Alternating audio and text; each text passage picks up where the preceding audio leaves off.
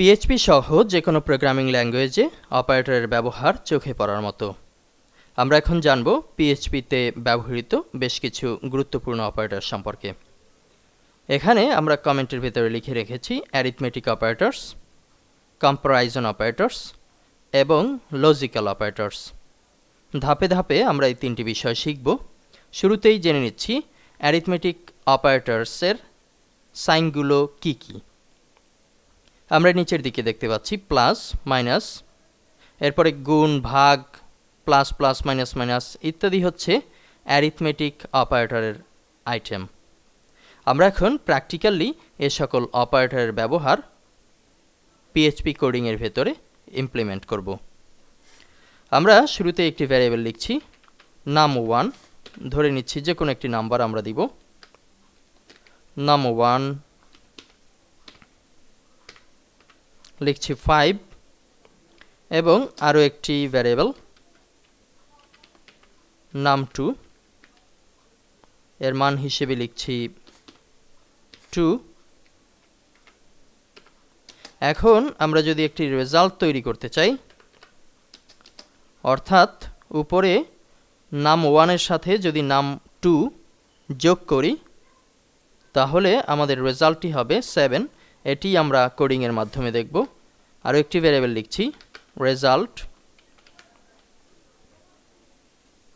Equal to variable num1 plus variable num2 শেষে semicolon. এখন আমরা ভ্যারিয়েবল রেজাল্টকে ইকো করব। ইকো অর্থাৎ প্রদর্শন করার জন্য আমরা আবারও লিখছি ভ্যারিয়েবল রেজাল্ট। আমাদের কোডিংয়ে সকল বানান যদি ঠিক থেকে থাকে তাহলে আমরা সেভ করলে এবং পরবর্তীতে ব্রাউজারে গিয়ে ব্রাউজ করলে আমরা অ্যারিথমেটিক অপারেটরকে খুঁজে পাব। আমরা পিএইচপি গুরুর ভিতরে অ্যারিথমেটিক অপারেটরস নামে একটি ফাইল দেখতে পাচ্ছি। এখানে ক্লিক করলে আমাদের সামনে উপরে যে রেজাল্টটি দেখা যাচ্ছে সেটির মান হচ্ছে 7। আমরা যদি এখানে প্লাস না দিয়ে বিষয়টিকে যদি মাইনাস করে দেই এবং সেভ বাটনে ক্লিক করি, কন্ট্রোল এস, পরবর্তীতে রিলোড, দেখতে পাচ্ছি আমাদের রেজাল্ট হচ্ছে 3। আবার যদি বিষয়টিকে গুণ করে দেই, কন্ট্রোল এস দিয়ে যদি ব্রাউজারে রিলোড দেই তাহলে দেখতে পাচ্ছি 5 দুগুণে 10।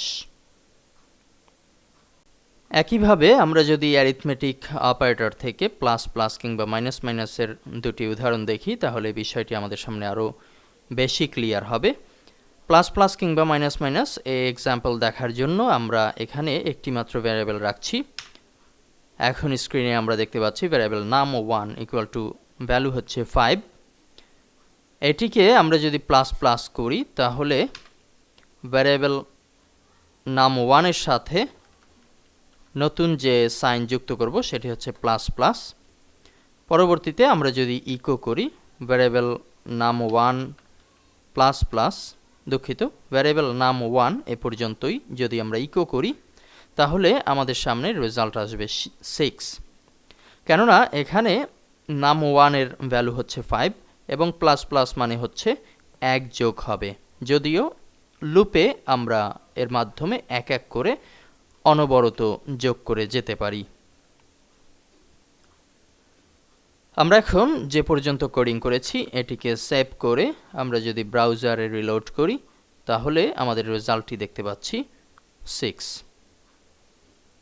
পরবর্তীতে একই সিস্টেম ব্যবহার করে আমরা যদি প্লাস প্লাসের জায়গায় মাইনাস মাইনাস ব্যবহার করি এবং সেভ বাটনে ক্লিক করি তাহলে আমাদের রেজাল্টটি হবে 4, যেহেতু আমাদের num1 ভ্যারিয়েবলের মান হচ্ছে 5। সেভ করার পরে আমরা এখন পেজটিকে রিলোড করছি এবং মান দেখতে পাচ্ছি এখানে 4 বিদ্যমান আছে। এই হচ্ছে অ্যারিথমেটিক অপারেটরের মোটামুটি একটা ধারণা। সামনে আমরা যখন প্রজেক্ট করব তখন এর আপডেট আরও দেখতে পাবো। ধন্যবাদ।